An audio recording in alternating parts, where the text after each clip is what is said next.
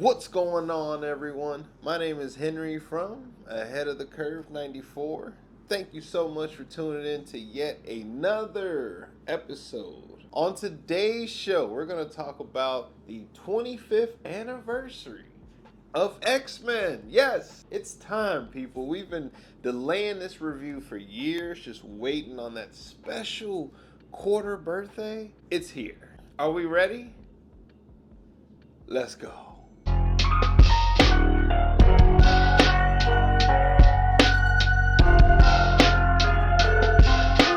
X-Men 2000. The film depicts a world where an unknown proportion of people are mutants, possessing superhuman powers that make them distrusted by normal humans. It focuses on mutants Wolverine and Rogue as they are brought into a conflict between two groups with radically different approaches to bringing about the acceptance of mutant kind. Charles Xavier's, I know he likes to pronounce it Xavier. Charles Xavier's X-Men and the Brotherhood of Mutants, led by Magneto. For the sake of the review, I may refer to Magneto's faction as the Brotherhood or the BOM. Be prepared, okay? The terminology might change. I'm not gonna be calling it the Brotherhood of Mutants every time I want to talk about it. That's for sure. I am too woke for that. Peoplehood, okay? The peoplehood of mutants. Editor, please cut all that shit out. Nope. Let's get into it. This one opens with, let's be real, it's some traumatic footage of the Holocaust, okay?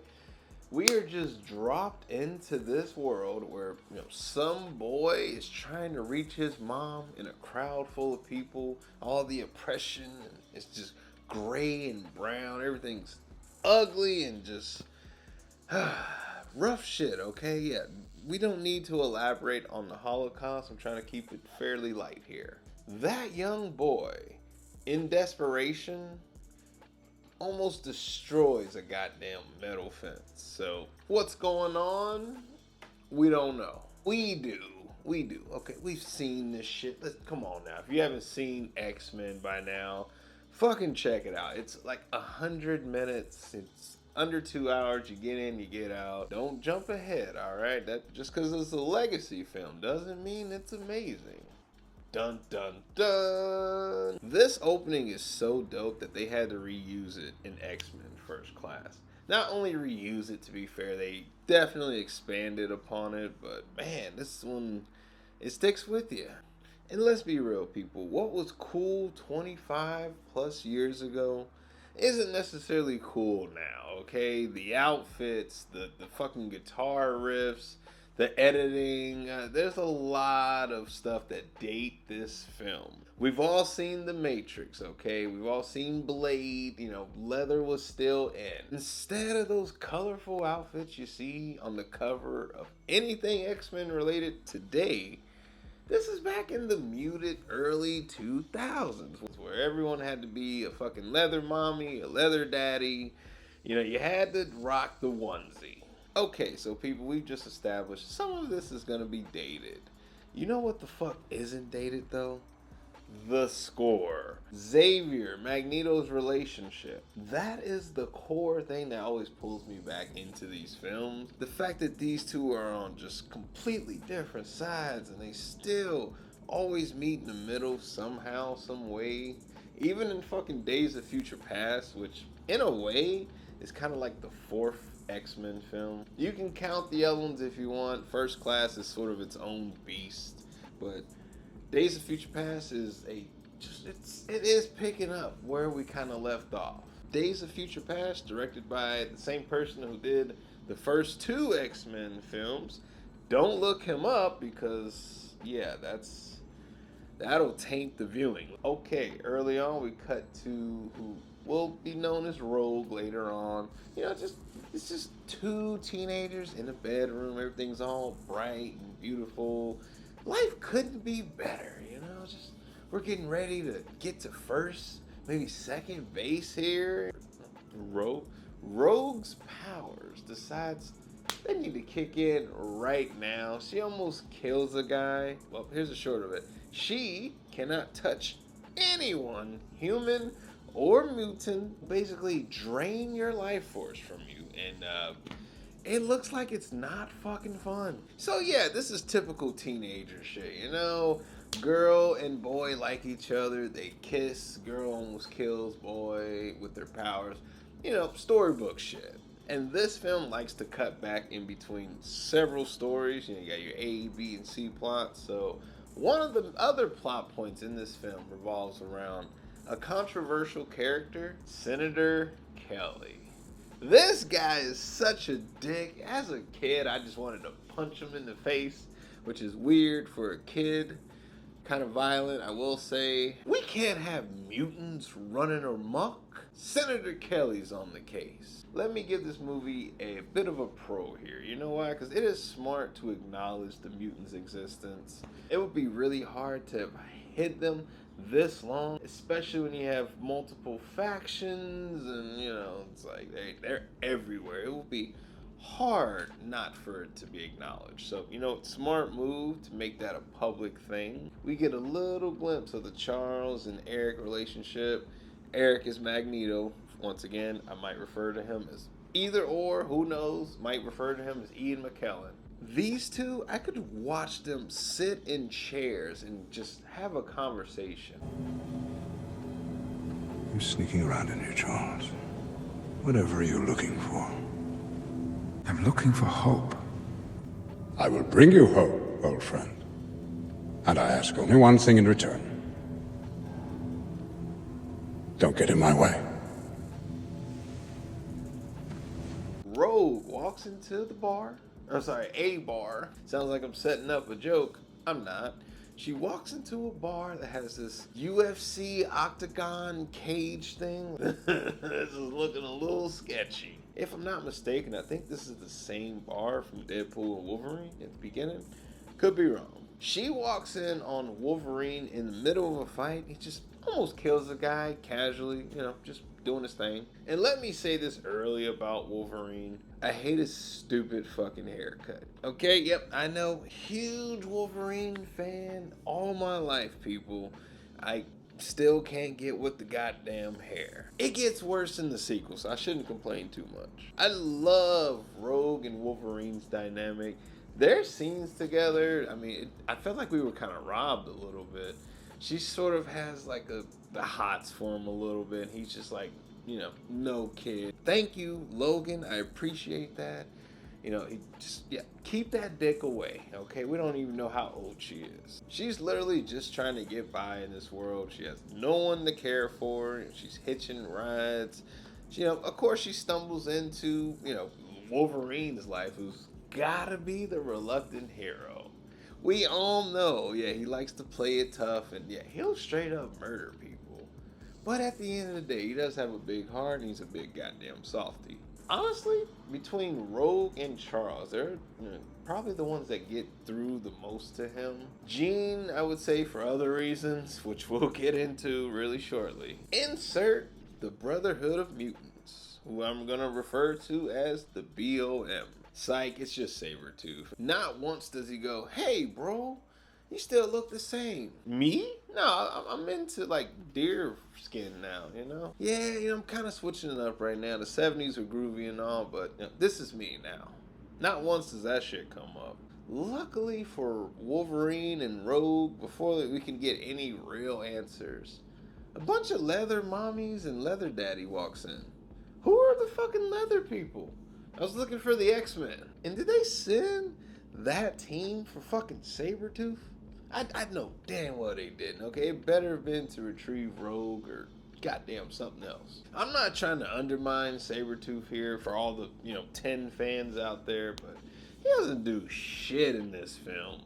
I want Liev Schreiber next time, okay? We gotta bring him back. Justice for Liev.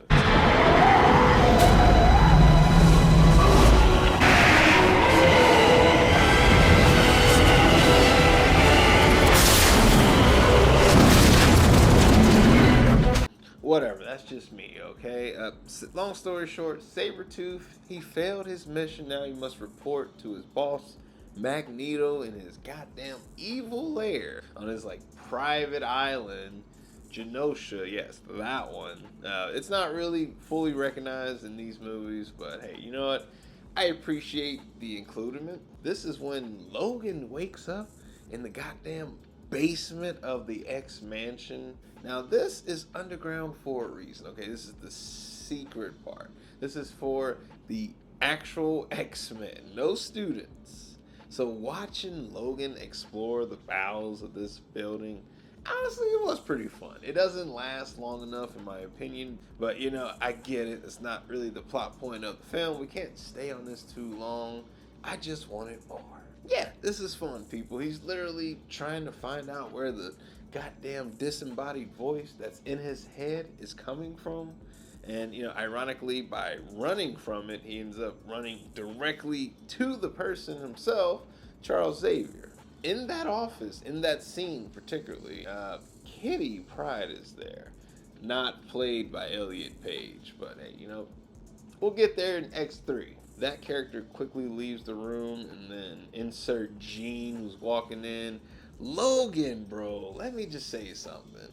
Logan has no chill, bro. She walks past him. I get it, bro. She fine. I get it. I'm more of a Storm guy personally. Her boyfriend's right there. Can you respect their relationship a little bit and mind your eyes? God damn, people, he's looking up and down and like, oh yeah, I'm getting that Famke Jensen flat butt. Oh yeah, just And it doesn't stop there, people. Logan, we're gonna need to cancel him, okay? He is ableist. What do they call you? Wheels? This is the stupidest thing I've ever heard. How dare you, fucking bitch?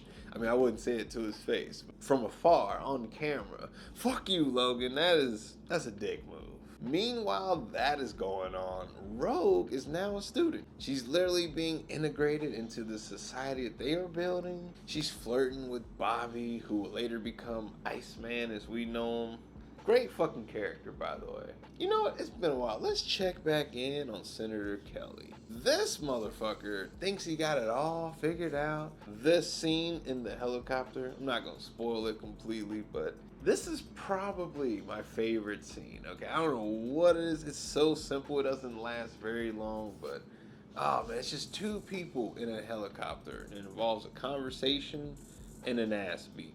Without getting into the finer details, let's just say his ass gets kidnapped. Honestly, people, he didn't even consider the fact that he could have been infiltrated. And, well, shit, this cost him greatly. The reason he's being kidnapped is so he can be turned into a mutant.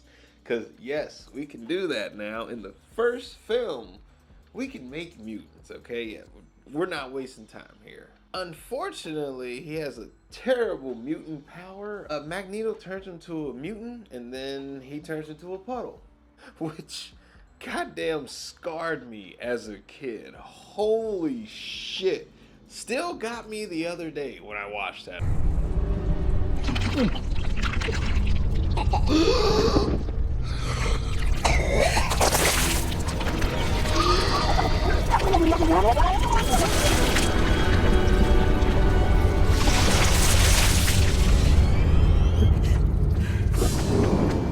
Holy shit.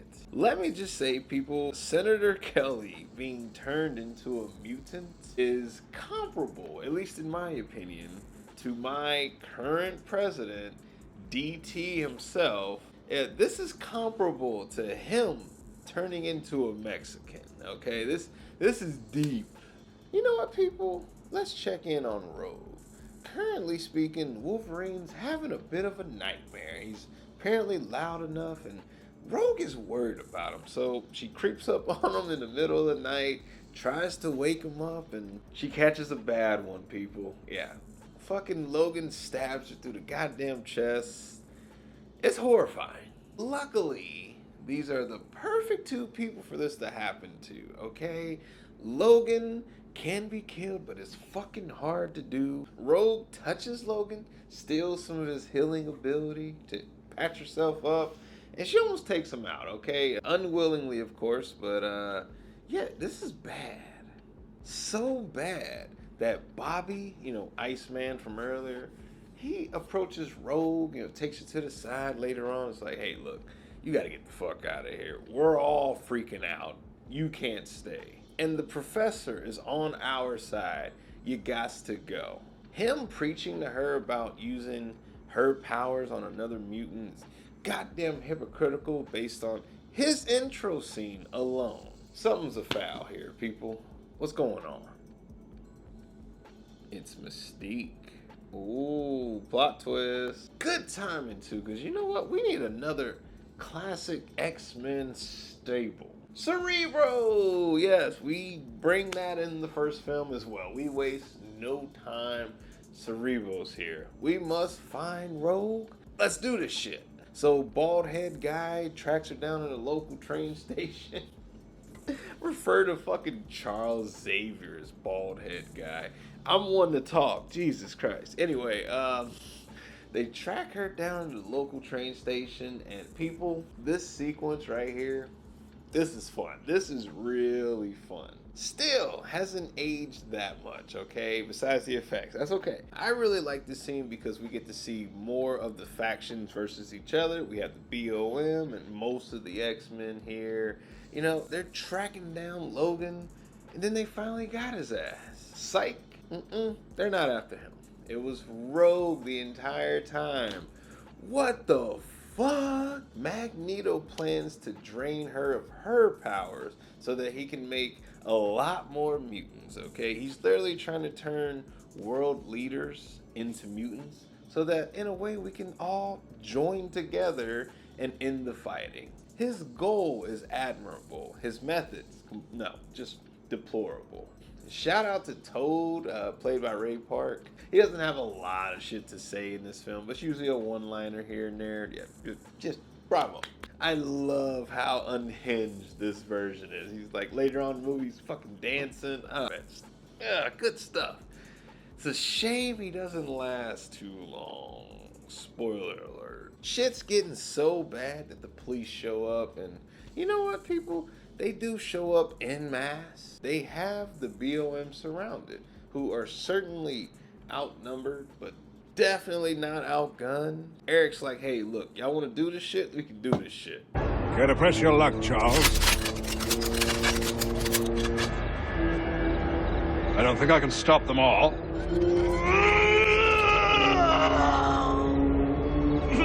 As badass as that was, I gotta give a goddamn... I want to punch that cop who is just standing still with a bullet slowly piercing in his forehead. Like, fucking move anywhere, dude. Whatever, people. At this point, Senator Kelly shows up at the X Mansion, and this is when he is, he's looking for help, okay? Clearly, this is before his death scene because he's here right now. This is leading up to it directly. Poor Storm had to be the only one at home taking care of this shit. She's like, God damn it. I was gonna drink a box of wine and watch old TV reruns. But now look at this. Look at my night. I gotta deal with fucking Puddle Man. Side note, where's her accent in the goddamn sequels? Storm is way too calm, people, okay? A human just demolecularized into a couple goddamn gallons of water. What the fuck? Ugh.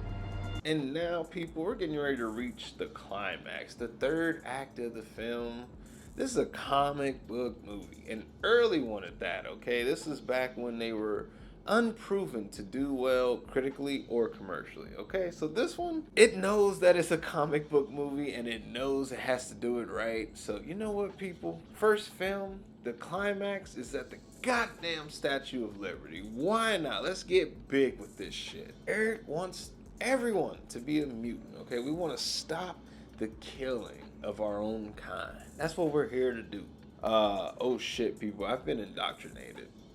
Now, Logan must join the team, people. He dons his leather onesie, which, hey, I've established, I don't like the suits at all, but, hey, they at least acknowledge the comic book past. This is the team working together. We got Scott leading the charge because Charles is out of commission. He's currently in a coma, which is perfect. That we can let our characters breathe and grow into their own here. Smart move, I will say. This is where we get a great scene involving Wolverine and Mystique, who is now cosplaying as Wolverine. Okay, yeah. She goes full Logan, or at least as much as she can. Obviously, at some point, he overpowers her.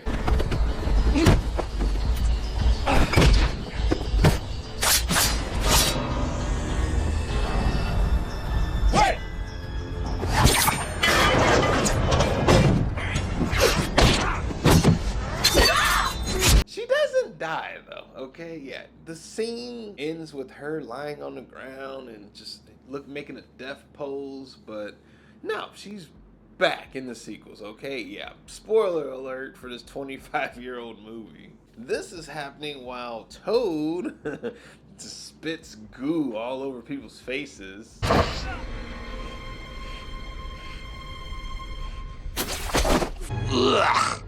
Also, where he's having a great fucking time fighting Storm. That's where he does the little dance that I mentioned earlier. I ain't gonna lie, he's kind of kicking her ass, which makes no sense because Storm is a goddamn...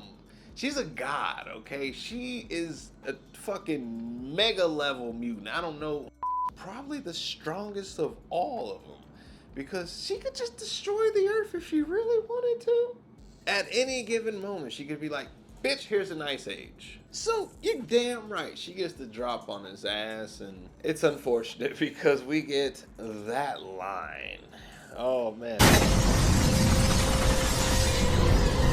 Do you know what happens to a toad when it's struck by lightning?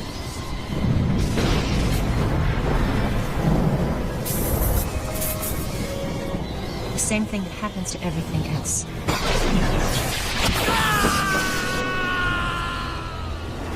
I will say Scott removes the glue from Jean's face. Goo from Jean's face by shooting it with the minimum blast. I gotta be honest, people, this reminded me of another scene from a different movie that we're gonna cover later on this year. King Kong. He literally sprays and prays and like, oh, you're good now. It just very much clicked. I'm like, you know what? We gotta do King Kong. Final confrontation time. We're at the top of the goddamn Statue of Liberty at the Torch outside. Logan, with the help of the X-Men, he gets up there, okay? But he's at a huge disadvantage. Magneto can literally just throw him around as much as he wants, okay? No fucking threat. Eric, Magneto, planned for it all. So, yeah, he's just waiting for their ass. Like, yeah, I knew you were gonna fucking show up. What took you so long? All the while that's happening, you hear Rogue in the background, like screaming, pleading for her life. It's some sad shit, y'all. But I'd be remiss if I didn't mention the worst scene in the goddamn movie. And if you've seen this movie, you probably know what I'm talking about. It's the scene where Logan is thrown off the torch, but he refuses to go and claws his way around. And just, man, I couldn't go with that as a 6-year-old when I saw this shit. Now, the BOM is overpowered by the X-Men. Yay! Bad guys go away. Almost completely, except for Eric. And I'm not kidding, we killed a few of them. Definitely killed Toad. We killed Sabretooth, and they want us to believe they killed Mystique. So, at this point, everyone's dead except for Eric. His ass gets imprisoned in a goddamn plastic cell, which is just iconic. Why do you come here, Charles? Why do you ask questions which you already know the answers? Yes. Your continuing search for hope. Well, we won't be dealing with him anymore. Mark my words. Now, everything's looking bright again. We should be fine. There shouldn't be any more things to worry about. We defeated the threat. What more can happen? Psych, we got a franchise, baby. So, you know what? I will say this one definitely does a great job of setting up what's coming down the line. I will say, hands down, it's a really good movie. It's just a little outdated in some ways. Of course, your mileage might vary compared to mine. Sadly, I will say this film isn't as trailblazing as it was 25 plus years ago, but overall, I think if you watch it today, you know, with that context, I think you'll have a good time. So, you know what? It's time to get into the rating. X-Men, the first film from 2000, gets the lowest possible added to the collection. Yes, people, this is not worthy, in my opinion, of the highest rating possible, which is the New Religion rating. For those of you wondering why I have this weird rating system, I don't really prefer numbers, but if you needed a number from me, this would be a 4 out of 5 or a, 8 out of 10, basically. So it's a definite recommendation. It's not something I would say you need to praise. I'm not gonna make a shrine dedicated to this film like I would, like, say, Logan, which, hey, if you know me, it's one of my favorite movies. If not my favorite, it's very close. All right, people, I think that's enough for this one. Thank you so much for tuning in to yet another special episode of Old Habits Die Hard. I don't know where to begin, but as always, I'm really thankful for you for just spending X amount of time with me, some random neckbeard on the internet. Thank you all, okay? My name is Henry from Ahead of the Curve, and I'm signing out, y'all. Deuces. Hey, it's me again, the guy from the thing you just watched. Or fell asleep on, and you know who you are. Either way, I just need to say thank you so much. You deserve a reward. So, there you go. And while we're here, please consider subscribing, leaving a comment, and most definitely check out another video. Perhaps this one right here, or maybe that one over there. The choice is entirely up to you. And that is the Ahead of the Curve promise.